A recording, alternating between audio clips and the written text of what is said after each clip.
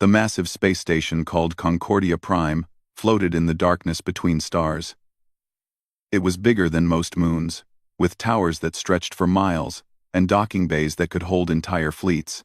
This was where the most powerful beings in the galaxy made their decisions. Today, they were meeting to discuss a problem they thought was small. Elena Vasquez walked through the long hallway toward the council chamber. Her shoes made soft clicking sounds on the metal floor. She carried a simple tablet in her hands, but the information inside could change everything. She was Earth's voice in this place where humans were seen as children playing with adult toys. The council chamber was enormous. 12 seats arranged in a perfect circle, each one designed for a different alien species. The Zeltharians sat tall and proud, their blue skin shimmering under the lights. Their leader, Archon Zeth Kalar, looked down at Elena with golden eyes that showed no warmth. Next to them sat the Vorthax, heavy creatures covered in gray armor-like skin. Their leader's 4 arms rested on the table, while black eyes studied every movement. Elena took her place in the center of the circle. The human chair was smaller than the others, placed lower so she had to look up at everyone else. It was designed this way on purpose, a reminder that humans were the newest members, the least important voices in this ancient group. Ambassador Vasquez, Archon Zeth Kalar spoke with a voice like ice breaking. Present your annual report. Elena stood and activated her tablet. Images appeared in the air around her, showing Earth's contributions to the galaxy over the past year. Honored council members, humanity has made significant progress in several areas. The first image showed a hospital on the planet Keros 3. Our medical teams have developed new treatments for the bone plague that was killing the Kerosi people. We reduced deaths by 78% using a combination of Earth medicines and local healing practices. Several council members shifted in their seats. The Kerosi representative, a thin creature with silver skin, nodded slightly. But the Archon's expression didn't change. Our terraforming projects have also succeeded, Elena continued. The image changed to show green fields where there had once been desert. The dead world of Vega 7 now supports 3 million colonists from 4 different species. We used earth plants to clean the soil and create a sustainable ecosystem. More images followed.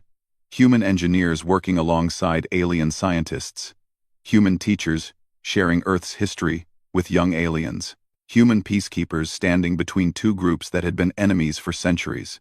Most importantly, Elena said, our cultural exchange programs have prevented 3 separate conflicts this year. When the Draxi and the Morinti nearly went to war over mining rights, our mediators found a solution that made both sides happy. No one had to fight. No one had to die. The council listened in silence. Elena could see some of them nodding, especially the smaller species who often suffered when the powerful ones fought. But the leaders of the big species looked bored or annoyed. Prime Vorthak Grunmal spoke next. His voice sounded like rocks grinding together. These achievements are noted. But the council has concerns about human methods. What concerns? Elena asked, though she already knew the answer. Archon Zeth Kalar leaned forward. Humans refuse to follow proper procedures. You solve problems with feelings instead of logic. You make decisions based on hope rather than facts. This causes chaos in our ordered systems. With respect, Archon, our methods work, Elena replied. The conflicts we stopped would have cost millions of lives. The planets we healed now feed billions of people. The medicines we created are temporary solutions to permanent problems, interrupted Councillor Thekvara of the Sindathi Union. Her 6 arms gestured dismissively. You treat symptoms, not causes. You make friends instead of allies. You trust when you should verify. Elena felt her heart sink. She had seen this conversation coming for months. The signs were all there. Cancelled meetings. Ignored reports. Cold responses to Earth's requests for resources.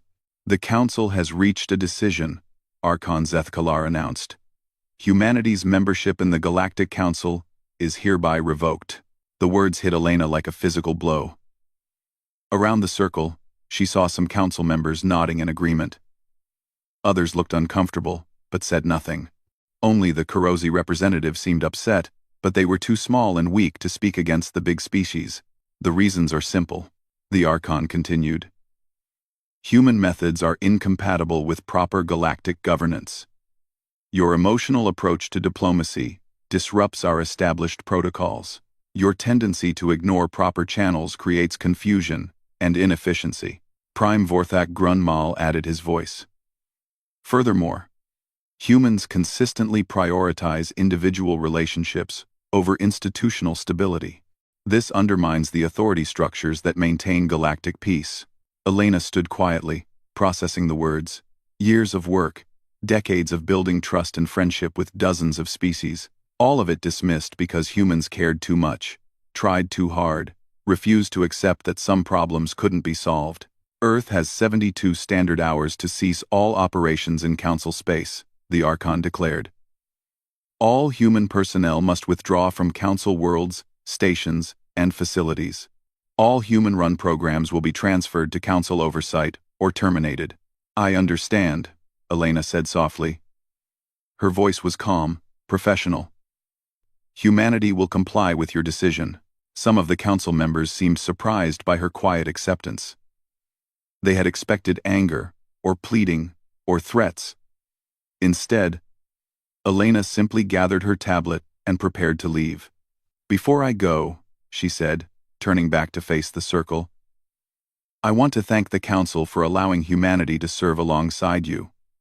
We learned much during our time here. We hope our small contributions were helpful. She paused at the chamber door. We wish you well in your future endeavors. As Elena walked back down the long hallway, she could hear the Council members already discussing the redistribution of human assets. They sounded pleased with themselves, satisfied that they had removed a disruptive influence from their perfect system. Elena pulled out a different device as she reached her ship, a secure communicator that connected her directly to Earth. Control. This is Ambassador Vasquez.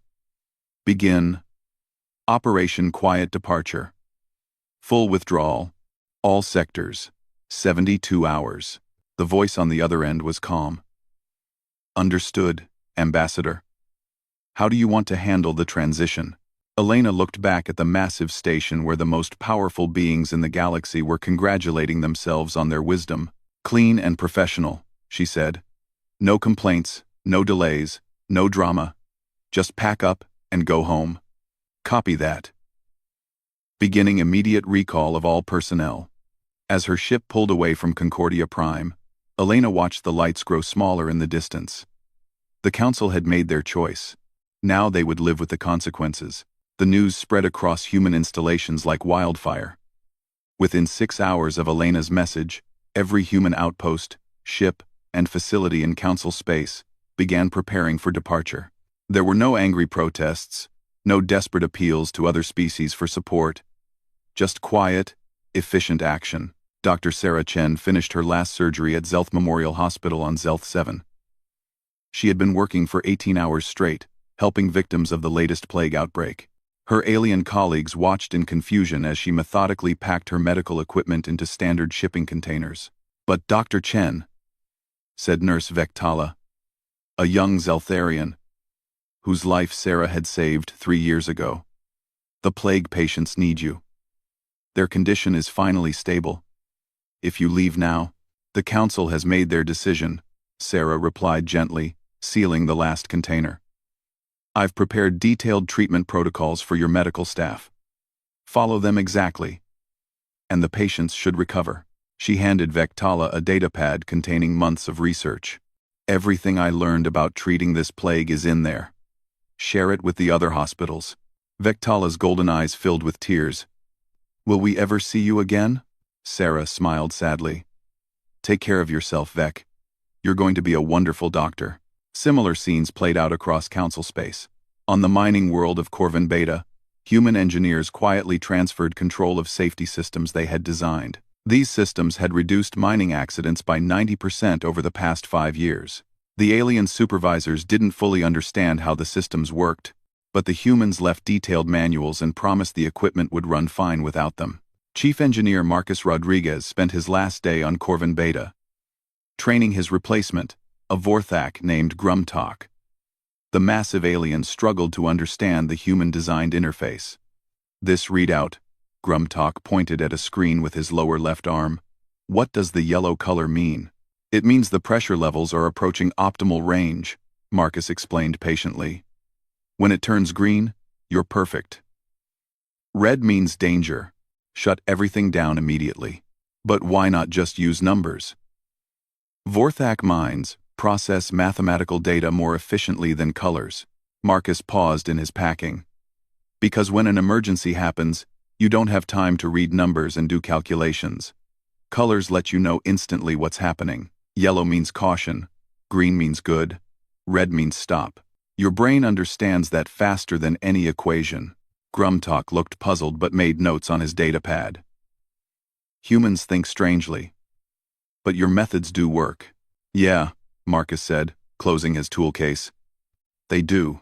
On the trade station Nexus IX, human merchants and negotiators quietly concluded their business deals. The station had become one of the most profitable in the galaxy over the past decade, largely due to human innovations in cross-species commerce. Captain Lisa Park had spent years developing trust-based trading relationships between species that had traditionally cheated each other. She had created something called goodwill contracts that somehow made it profitable for everyone to be honest. I don't understand, said trader Vex Milani, a six-armed Sindathi who had become quite wealthy using Lisa's methods. How can the Draxi trust the Morinti with advance payments? They have been enemies for centuries. Because they both trust you. Lisa explained as she transferred her client database to the station's main computer. And you trust them. Trust builds on trust. When everyone benefits, everyone wants to keep the system working. But what if someone cheats? Then they lose access to the network. Word spreads fast among traders. Reputation becomes more valuable than quick profits. Vex Milani's main hands nervously adjusted his trader robes. Will this system continue without humans to maintain it? Lisa shrugged. Depends on whether people want it to continue. The database has everything you need. The relationships exist. But trust, that's something you have to keep building every day. Back on Concordia Prime, the council members felt pleased with themselves. The humans were leaving without complaint, proving that the council had been right about their weakness. Archon Zeth Kalar met with his advisors in his private chambers. See how easily they fold when faced with real authority, he said, studying reports of the human withdrawal. No resistance, no diplomatic pressure, no threats. They know they cannot challenge our decision. His chief advisor, Sub-Archon Keth Valar, reviewed the data streams. Sir, the scope of human operations is extensive. They had personnel in over 400 locations across council space. Irrelevant, the Archon waved dismissively. They were mostly in support roles. Medical assistants, junior engineers, cultural observers. Nothing that cannot be easily replaced. Meanwhile, Councillor Morthek, of the normally silent ethereal delegation, was having very different thoughts. The ethereals rarely spoke in council sessions, preferring to observe and analyze. But Morthek had been watching human operations for years, and something bothered them about this withdrawal. The ethereal floated in their meditation chamber, their translucent bodies shimmering with concern.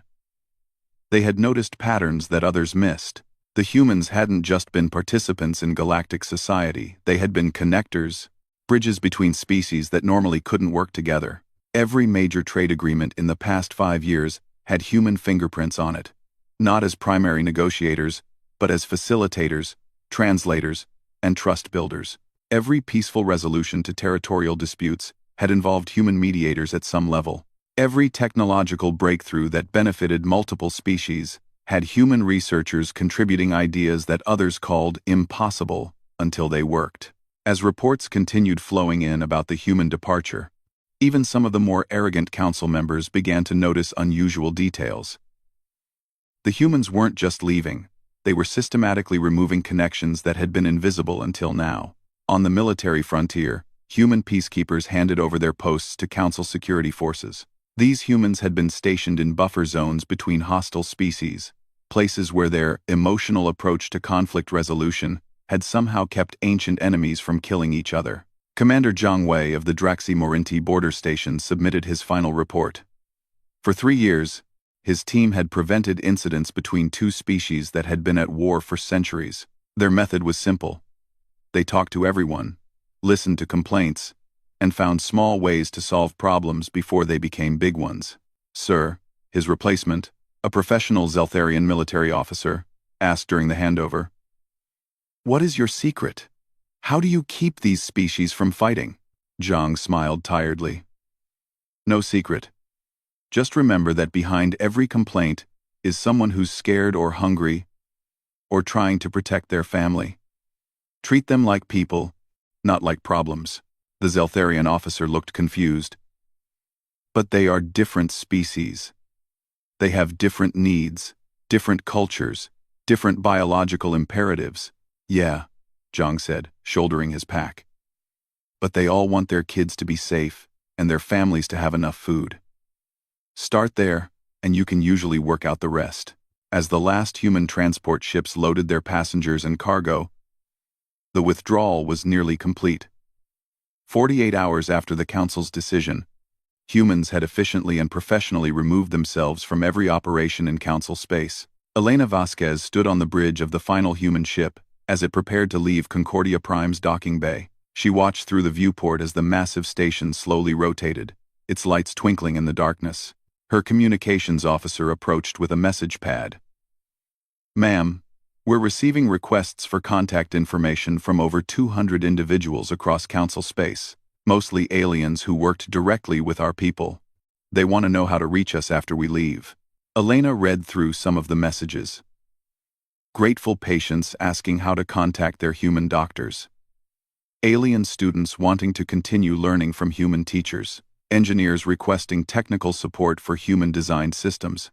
Standard response, she said quietly. Thank them for their friendship, but explain that humanity is now focusing on internal development. Wish them well.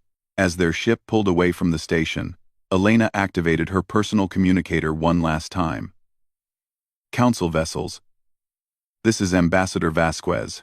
Humanity's withdrawal from Council space is now complete. We thank you for the opportunity to serve alongside you these past years. We wish the Council success in all future endeavors. The response from the Council was brief and formal, just an acknowledgement that the withdrawal had been noted and recorded. As the stars began to blur around them, entering faster than light travel, Elena wondered if the Council truly understood what they had just given up. But that was their choice to make. Humanity had other plans now. 6 hours after the last human ship left Council space, the first alarm sounded on Zelth 7. Dr. Keth Maller stared at the medical scanner readings in horror. The plague patients who had been stable for weeks were suddenly getting worse. Much worse. The infection rates that had been dropping steadily for months were now climbing faster than ever before. This is impossible, he muttered, checking the readings again. The treatment protocols Dr. Chen left should be working. We followed every instruction exactly. His assistant, Nurse Vectala, looked up from another patient's bedside. The young Zeltharian's golden skin had turned pale with worry. Doctor, this patient's fever is rising. The medicine isn't working anymore. Dr. Keth Malor rushed to review Dr. Chen's notes again.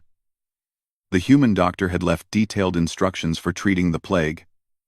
But something was missing. The treatments worked for a few days, then stopped working completely. It was as if the disease was adapting, changing in ways that the protocol couldn't handle. What Dr. Keth Malor didn't understand was that Dr. Chen hadn't just been following a fixed treatment plan. She had been adjusting the medicine daily, watching how the plague evolved and changed, modifying the treatment to stay ahead of the disease's mutations. Her notes showed the final protocol she had used, but not the process of constant adaptation that made it work. Within 12 hours, 3 more hospitals on Zelth 7 reported the same problem. The plague was spreading faster than it had in years. By the end of the first day, the death count had jumped from 5 per day to 50 per day. On the other side of Council space, the mining operations on Corvin Beta faced a different crisis. Chief Supervisor Grungaller received an emergency alert at 0300 local time. 3 of the main excavation sites had shut down automatically, and no one could figure out why. Grumtok, the Vorthak engineer who had replaced Marcus Rodriguez, studied the control panels with growing confusion. All the indicators showed green, the human-designed, safe color, but the mining equipment had stopped working anyway. "The pressure readings are normal," he reported to his supervisor. "The structural integrity sensors show no problems. But the safety systems have locked down everything." What Grumtok couldn't see was the subtle pattern recognition that Marcus had built into the safety systems. The human engineer had programmed them to watch for combinations of small factors that individually looked harmless, but together indicated dangerous conditions developing. The Vorthak engineers saw each reading as separate numbers, but Marcus had taught the system to see them as parts of a larger picture. The lockdown was preventing a massive cave-in that would have killed hundreds of workers and destroyed millions of credits worth of equipment. But without Marcus there to explain the complex interconnections, the Vorthak supervisors saw only malfunctioning equipment stopping profitable work. "Override the safety systems," Grungaller ordered. "We have quotas to meet." "Sir, the human left warnings about overriding. The human is gone. We follow Vorthak protocols now.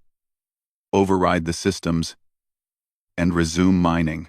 3 hours later, when the cave-in killed 47 miners and buried 12 million credits worth of equipment, the surviving engineers finally understood what the safety systems had been trying to prevent. On the trade station Nexus IX, a different kind of crisis was brewing. Without human mediators to facilitate the complex web of trust-based trading, old suspicions between species began to resurface. Trader Vex Milani tried to continue using Captain Park's goodwill contracts, but problems arose immediately. A Draxi trader accused a Morinti merchant of delivering substandard goods. In the past, Lisa Park would have investigated personally, found a solution that satisfied both sides, and used the resolution to strengthen the trading relationship. But Vex Milani didn't have Lisa's skills or reputation. When he tried to mediate, both sides questioned his authority. The Draxi demanded traditional contracts with heavy penalties. The Morinti insisted on advance payment guarantees.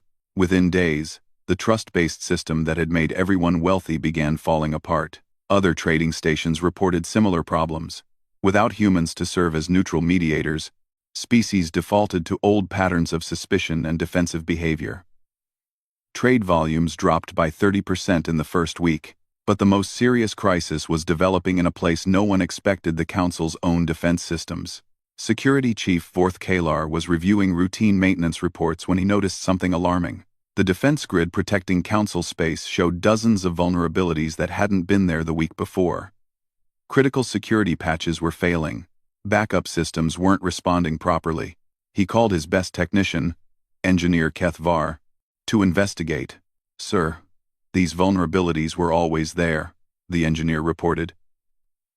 "But they were being patched continuously by an automated system that appears to have been maintained by human engineers." "Explain," Vorth Kalar demanded. "The humans installed what they called adaptive security protocols. Instead of waiting for us to identify threats and develop official patches, their system automatically identified potential problems and fixed them in real time. It was running in the background so smoothly that most of our people didn't even know it existed." Vorth Kalar felt a chill run down his spine. "How many vulnerabilities are we talking about?" "Currently, over 300 critical gaps, and the number is growing every hour. Our enemies are probably already scanning our defenses, looking for ways to exploit these holes." On Concordia Prime, Archon Zeth Kalar was beginning to receive reports that disturbed his satisfaction with the human removal. His advisors brought him data streams showing problems across Council space, all seeming to start shortly after the human departure. "Sir," Sub-Archon Keth Valar reported nervously, "we're receiving emergency requests from 17 different worlds. Medical crises, industrial accidents, trade disruptions, and security concerns." "Coincidence," the Archon said firmly. "These problems were developing long before we expelled the humans. We're just now seeing the results of their incompetent management." But privately, he was starting to worry. The human withdrawal had been too smooth, too efficient. Most expelled species fought back. Somehow diplomatic pressure, economic retaliation, public protests. The humans had simply left, taking their knowledge and relationships with them. Counselor Morthek of the ethereal delegation floated into the Archon's chamber without invitation, something the mysterious species rarely did. Archon Zeth Kalar, the ethereal's voice resonated like distant music. The ethereal collective has been observing developments since the human departure. We must discuss what we have learned. The Archon gestured impatiently. If you have concerns about the transition, submit them through proper channels. There are no proper channels for this information, Morthek replied.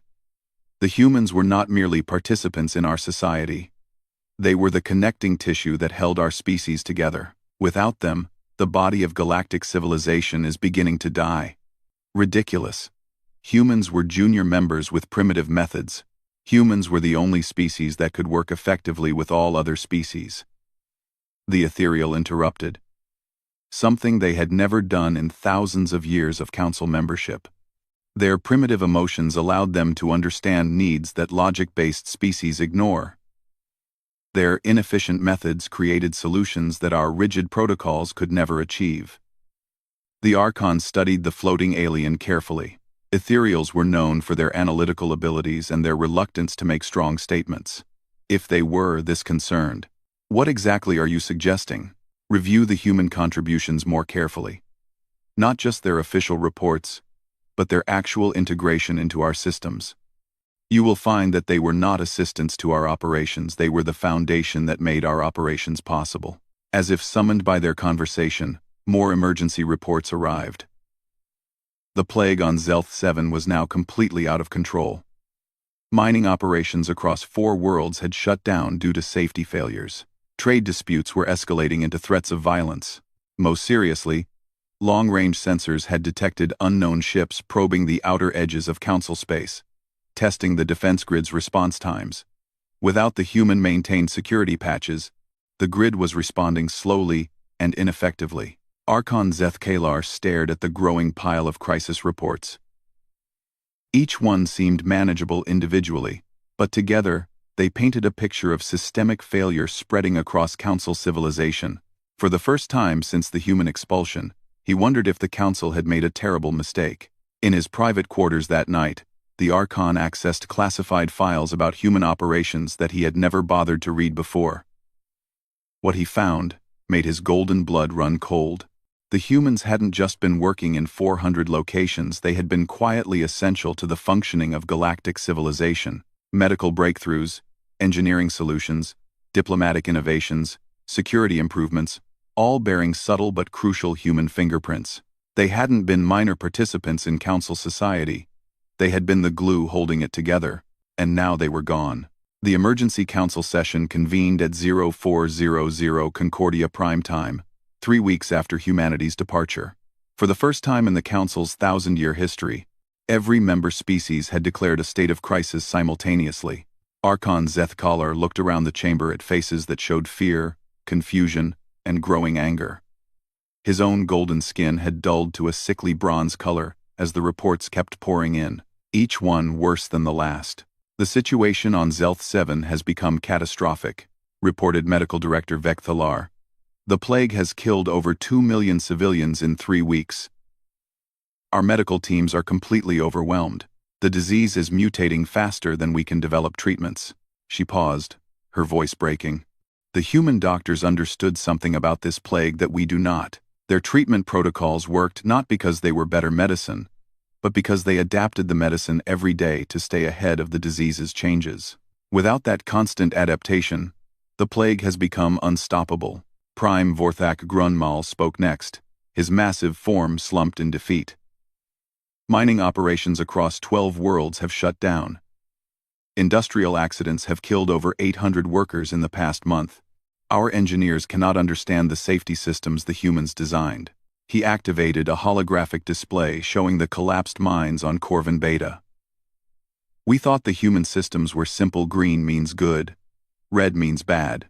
but the systems were analyzing thousands of variables simultaneously, predicting problems that would not become obvious to us until it was too late. When we override the warnings, people die. When we follow the warnings, we cannot explain why the work must stop. Councillor Keth Maller of the Sindathi Union reported even worse news. Trade across council space has collapsed by 70%. Species that worked together for decades are now filing territorial disputes and trade violation claims. Without human mediators to maintain trust between our peoples, we are reverting to old patterns of suspicion and conflict. But the worst news came from Security Chief Vorth Kalar. Our defense grid has been compromised, he announced, his voice grim.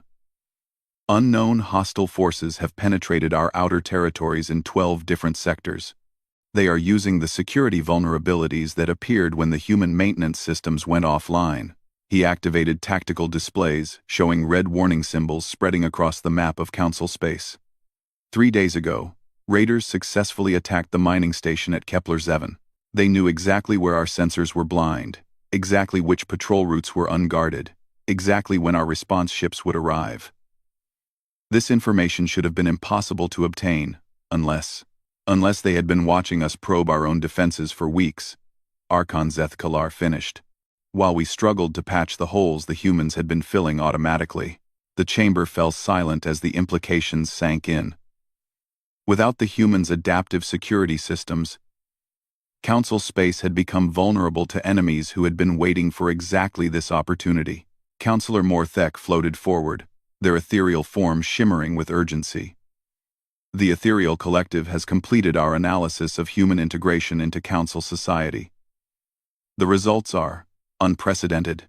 They projected data streams into the center of the chamber, numbers, charts, and connection maps that showed the true scope of human involvement in galactic civilization. Humans facilitated 73% of all interspecies trade through trust-building mechanisms that no other species understood. They prevented an average of 47 potential conflicts per year through micro-negotiations that were invisible to our bureaucracy. They contributed essential innovations to 86% of all technological advances in the past decade. The data continued flowing. Medical breakthroughs that saved millions of lives. Engineering solutions that increased efficiency while reducing accidents. Diplomatic innovations that turned enemies into allies. Most critically, Morthek continued, they were the only species capable of effective psychological treatment for post-combat stress disorders that plague all warrior races. Without their therapists, our military forces are beginning to show signs of systemic mental health collapse. General Korthvek of the Zeltharian military confirmed this with obvious reluctance. Suicide rates among our active personnel have increased by 400% since the humans left. Combat effectiveness has dropped by 60%. Our soldiers are reporting nightmares, panic attacks, and inability to focus during operations. He paused, clearly struggling with his next words. The human therapists understood something about warrior psychology that we do not. They treated the mind's wounds as carefully as our doctors treat physical injuries. Without them, our military is destroying itself from within. Archon Zeth Kalar felt the weight of realization crushing down on him. How did we miss this? How did none of our intelligence services identify the scope of human integration? Subarchon Keth Valar answered quietly. Because they worked so seamlessly that their contributions appeared natural. A human doctor would develop a treatment that worked better than existing methods. But they would teach it to local medical staff, so it seemed like the locals had discovered it.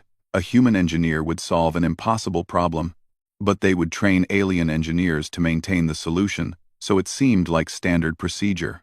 They made themselves invisible, added Councillor Vex Thakara of the Korosi Federation. Not through deception, but through integration. They became part of our civilization so completely that we forgot they were there. The Archon accessed his personal files and projected them for the Council to see. I have been reviewing classified reports on human activities. In the past 5 years alone, humans have. The list was staggering. 3 separate species had been on the verge of extinction-level crises, environmental collapse, genetic disease, and economic system failure. In each case, Human interventions had quietly prevented disaster, not through dramatic rescue missions that would bring glory and recognition, but through patient, long-term solutions that addressed root causes. The Catherian representative spoke for the first time in the session. My people were dying from a genetic plague that our best scientists said was incurable. Human researchers worked with us for 3 years to develop a treatment. They refused all credit, saying only that they were happy to help. We thought they were being modest. Now we understand they were being strategic. Strategic how? Prime Vorthak Grunmal asked. They were building a network of species who owed them nothing but friendship, who trusted them completely because they asked for nothing in return. While we saw them as primitive newcomers seeking our approval, they were actually creating the foundation for an entirely new form of galactic civilization. Counselor Morthek's form brightened, indicating strong agreement. The humans were not trying to join our society. They were quietly building a better one around us. One based on cooperation instead of hierarchy. Trust instead of fear. Growth instead of control. The implications were staggering.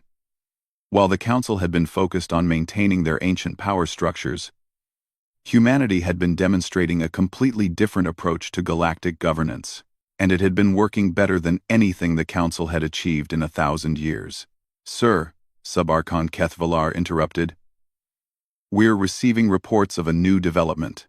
Long-range sensors are detecting massive construction activity in the Outer Rim territories, far beyond our normal patrol routes. The tactical display showed energy signatures unlike anything in Council databases. Enormous structures being built at impossible speeds, using technologies that seemed decades ahead of current galactic standards. Sir, the sensor operator continued, we're also detecting ships, thousands of them. The energy signatures are unusual. Some match known species. We've had limited contact with the Ultrani, the Corvani, the Free Worlds Consortium. But they're all in the same area, apparently working together. That's impossible. General Korthvek protested. Those species have been isolationist for centuries. They refuse all contact with galactic civilization.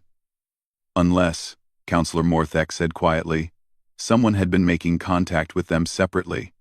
Someone who understood that there were alternatives to the Council's way of doing things. The chamber fell into stunned silence as the truth became clear. Humanity hadn't just been preparing for their expulsion from Council space. They had been building something entirely new.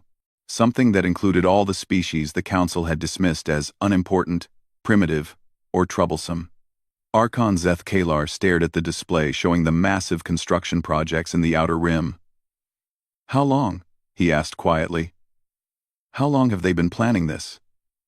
Unknown, sir. But based on the scale of construction, this project has been in development for years, possibly decades. The final piece of the puzzle clicked into place. The humans had never been trying to reform the Council from within. They had been evaluating it, learning from it, and building something better to replace it. The Council's rejection had simply given them permission to stop pretending they needed the old system. Open a channel to Earth, the Archon commanded. Sir, we're receiving automated responses only. All human diplomatic channels have been closed to Council communications. The Archon slumped in his chair, the weight of his mistake finally crushing his pride.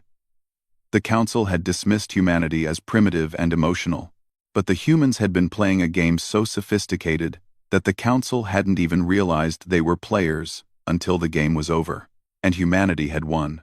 6 months after humanity's departure, Concordia Prime sat in partial darkness. The atmospheric systems had finally failed completely, and emergency lighting cast eerie shadows through the once magnificent Council chambers. Half the station sections had been sealed off, due to life support failures that no one could repair. Archon Zeth Kalar sat alone in his private quarters, reading the latest disaster reports by the light of a portable illumination device. The numbers were beyond catastrophic. Zelth 7 had lost over 10 million people to the plague. The Vorthak mining worlds had suffered complete economic collapse. Trade between species had dropped to levels not seen since the barbaric ages before the Council's formation. Worse, the military situation had become hopeless. Without the human-maintained security systems, Council space had become a target for every raider, pirate, and hostile force in the galaxy. 3 more worlds had fallen to alien attacks in the past month. The Council's once mighty fleets were crippled by psychological problems among their crews and commanders who could no longer function without the human therapists who had kept their minds whole. A soft chime indicated an incoming message on his personal communicator. Zeth Kalar almost ignored it. Most communications these days brought only more bad news. But something about this signal was different. It was coming through channels that had been closed for months. The holographic projector activated, and Elena Vasquez appeared in his chamber. But she looked different now. Instead of the simple diplomatic attire she had worn as Earth's ambassador, she now wore clothing that seemed to be woven from starlight itself. Behind her, Zeth Kalar could see what appeared to be a massive space city, its spires stretching beyond the edges of the projection. Archon Zeth Kalar, Elena said, her voice carrying a warmth that seemed out of place given the Council's current situation. I hope this message finds you in good health. Ambassador, he started, but she raised a gentle hand. Director Vasquez now, actually. Director of the Human Expansion Collaborative. But please, call me Elena. I think we've moved beyond formal titles. Don't you? Zeth Kalar noticed that Elena's title included the word human, but the organization she mentioned was the Human Expansion Collaborative. The implications were significant. I'm sure you have questions, Elena continued. And frankly, you deserve answers. The Council asked us once why humanity approached problems differently than other species. You never really let us finish our explanation. 1, 1, 1, 1, 1, 1, 1, 1, 1, 1. She gestured, and the background shifted to show a vast construction site in space. Thousands of ships from dozens of species worked together, building structures that defied conventional understanding of engineering. Zeth Kalar recognized some of the ships: Altrani deep space vessels, Corvani science ships, Free Worlds consortium carriers. Species that had refused all contact with the Council were working side by side. The answer was simple, Elena said. We saw the galaxy not as it was, but as it could be. We saw potential where others saw problems. We built bridges where others built walls. We chose to lift others up because we understood that helping others thrive meant everyone prospered. The image changed to show a medical facility where human doctors worked alongside alien healers, treating patients from species Zeth Kalar had never seen before. The plague that was killing millions on Zelth 7 was being cured here, using techniques that combined human medicine with healing traditions from across the galaxy. You see, Archon, while the Council was focused on maintaining order among 12 species, humanity was making friends with hundreds of species. The ones you called primitive, troublesome, or unimportant. The ones who were too small to matter, too distant to concern yourselves with, too different to understand. Elena's smile was sad but not unkind. We spent decades learning from them, sharing with them, growing together. While the Council debated proper protocols for dealing with the Kerosi refugee crisis, we were already working with the Kerosi to develop new agricultural techniques. While the Council argued about territorial disputes between the Draxi and Marinti, we were teaching their children to play games together. The display showed schools where alien children from dozens of species learned alongside human teachers. It showed research stations where scientists from civilizations the Council had never contacted worked on problems the Council didn't even know existed. It showed trade networks that spanned galactic distances, built on trust and mutual benefit, rather than fear and control. The Council chose order over growth, tradition over innovation, isolation over cooperation, Elena continued. These are your choices to make. But understand this. The galaxy is vast, and there are countless species out there who share humanity's vision. Zeth Kalar felt a chill as he realized what she was really saying. The Council represented only a tiny fraction of galactic civilization. While they had been maintaining their rigid hierarchy among 12 species, humanity had been building something much larger. "We've been busy these past months," Elena said, and the display changed to show a map of the galaxy that made Zeth Kalar's blood freeze. Council space appeared as a small cluster of stars in one corner. But spreading across the rest of the galaxy was a network of connected systems that dwarfed the Council's territory by orders of magnitude. "The Human Expansion Collaborative now includes over 400 species," Elena announced casually. "Not as subjects or clients, but as equal partners. We've established 17 major hub systems, each one supporting multiple civilizations, working together on shared goals. Our combined research capabilities have solved problems that individual species struggled with for millennia." The statistics were staggering. The collaborative's trade volume exceeded the Council's by a factor of 10.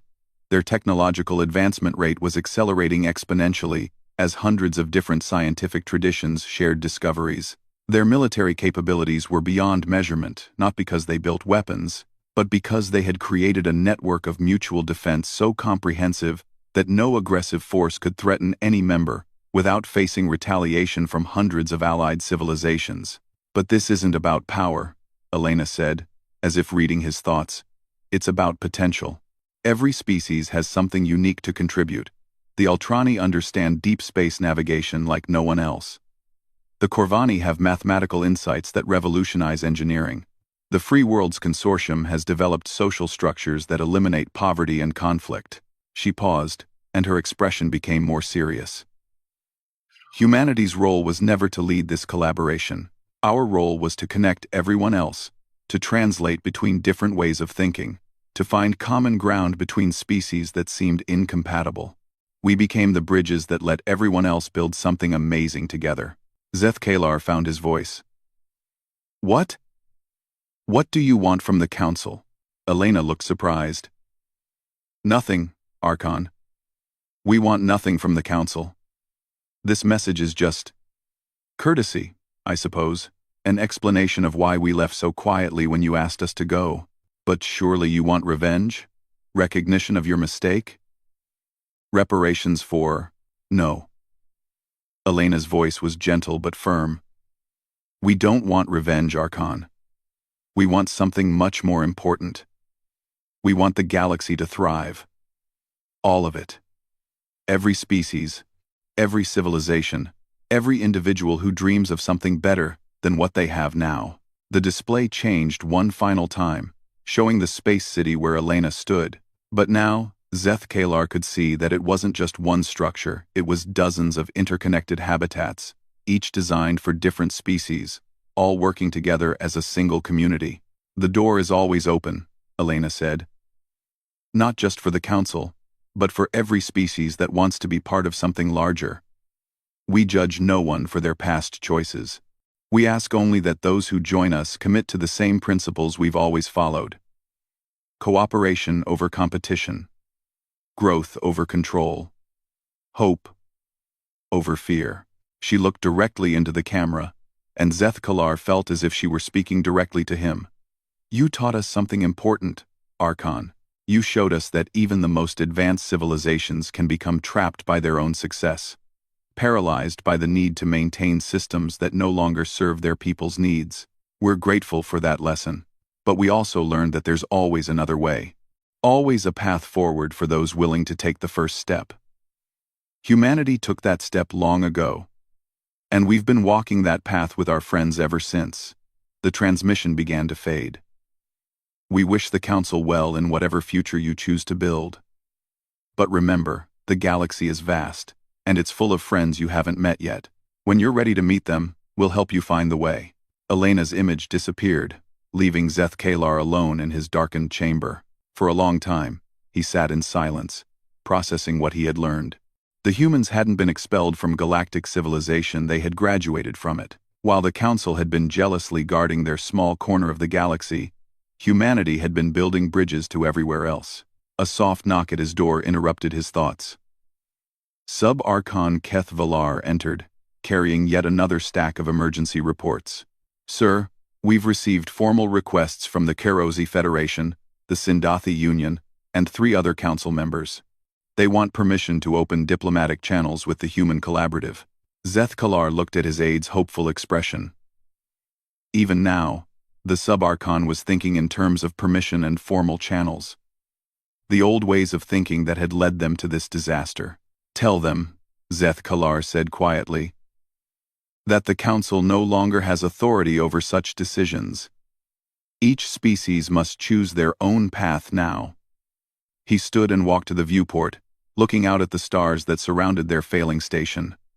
Somewhere out there, hundreds of species were working together to build something unprecedented. Something that humanity had shown them was possible. Sir? Keth Valar asked uncertainly. Szeth Kalar made a decision that would have been unthinkable 6 months ago. Prepare a message to the Human Collaborative. Personal communication from me to Director Vasquez. Sir, what should the message say? The Archon considered carefully. Pride warred with necessity, tradition with survival, fear with hope. Tell her, he said finally, that we're ready to learn. Outside the viewport, the stars seemed a little brighter, as if the galaxy itself was welcoming them home.